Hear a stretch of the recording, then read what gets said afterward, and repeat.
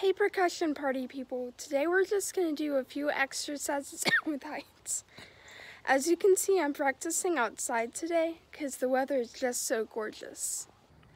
So as we probably already know, with percussion one can have several different stick heights.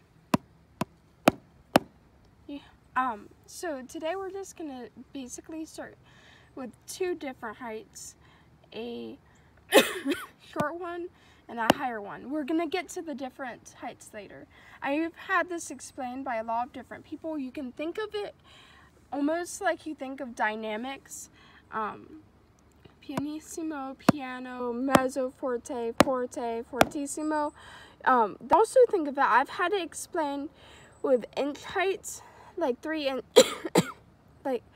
inches is about the height of a credit card, 6 is a Coke can, 9 is something else, I think a book.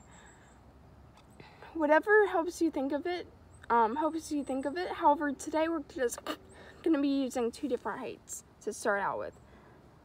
So the lower height, which you can also think of 3 inches or piano, and the higher height, which will be just around 9 inches, mezzo forte / forte, depending on what you're playing, those can be subjective. I'll explain all of these terms later in another video. So, to start out with, we're just going to try doing an exercise at different heights. So we're basically going to go high, high, high, high, low, low, low, low. Let's just start out with that, just to point out the difference. High, high, high, high, low, low, low, low. Also, another key thing here is when you're doing a low tap, a lot of people will try to do almost like have low energy in it. You don't want to do that. Your low tap, you want to have just as much energy as your high tap. You're just changing the height.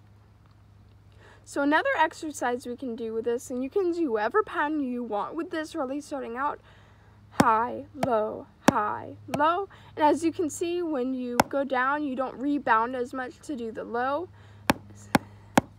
See, when I do a bunch of higher strokes in a row, you rebound.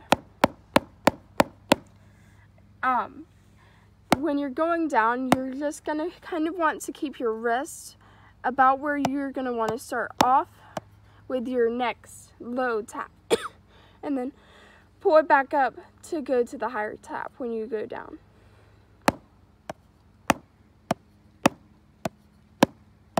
You also don't want to travel too much when you do this. You don't want to go like high, sorry, I can't even do it.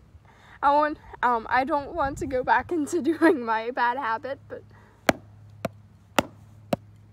see how I'm pulling back? You don't want to do that. That's extra movement, which will cost you time later on, because that's almost what all percussion technique is about at the end of the day. It's how fast you can do something when you want to do it. You don't always have to go fast, but you want to be able to go fast later on. So, sorry. And I know plenty of people, honestly, I could probably do it faster, but I'm not going to right now. Okay, so we're just gonna do a little pattern here. So high, low, sorry, I'm rim clicking here. High, low, high, low, high, low, high, low. Sorry, high, low, high, low.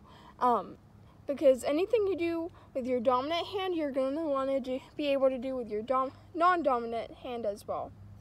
So high, low, high, low, high, low, high, low, high, low.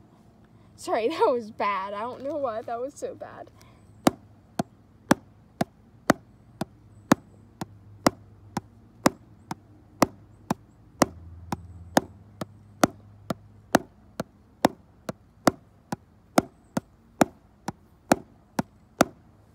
Okay, you're going to want to do that. We'll put it to, you can put it to a metronome later. But just high, low, and again, you can do different patterns with it, like high, low, low, high, almost anything you want to do. Another pattern you can do with it is what's called the paradiddle, and we're going to go into subdivision later and how a quarter note gets broken down in different rhythms. However, that's for later. So the paradiddle rhythm is basically high, and then with your other hand you go low, and then with your other hand you go low, low. So high, low, low, low. And again, you're doubling. Sorry, my finger went in front of the camera there. Bloop. Again, you're doubling with the hand you did the high with. So high, low, low, low. Okay, why would we do that? Why wouldn't we go high, low, low, low?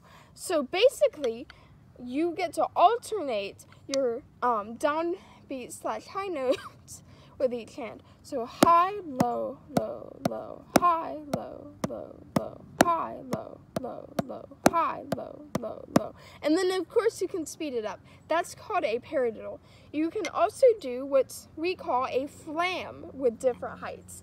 Man, this is turning into a huge lesson. I never thought about how important heights were.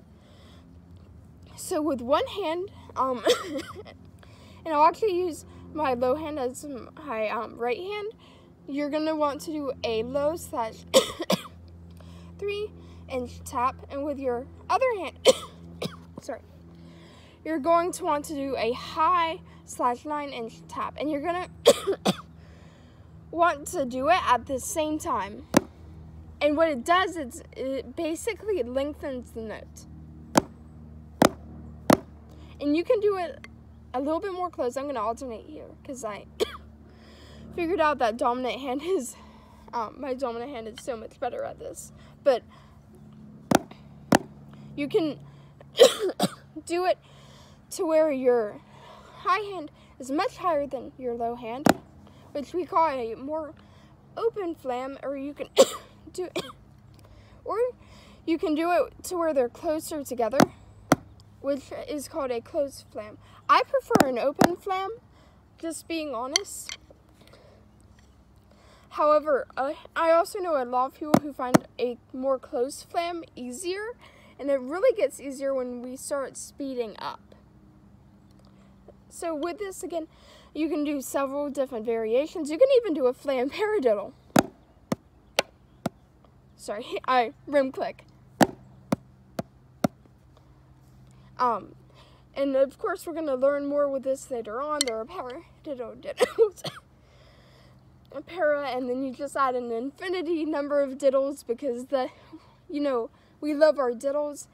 But those are the two we're going to focus on now: flam and paradiddle. So again, let's practice these two again. Paradiddle. Okay, that was way too fast.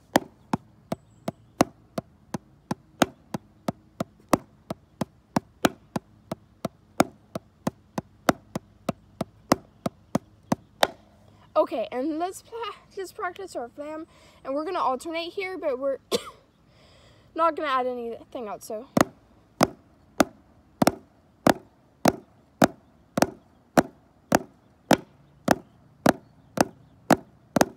And again, you can see that I had one little flam there that wasn't as open as the others. When you choose a style, you want to keep it consistent. So, for example, you don't want to do... Sorry, that was not a good close flam. Okay, I'm not good at this. I can't even alternate styles well. But you basically don't want to have an open flam and then a more closed flam in your style and shake it up. You want to keep your style consistent. And again, you can try different things, but when you're playing a piece, try to keep your style as consistent as possible. Okay guys, that's about all I have for heights today.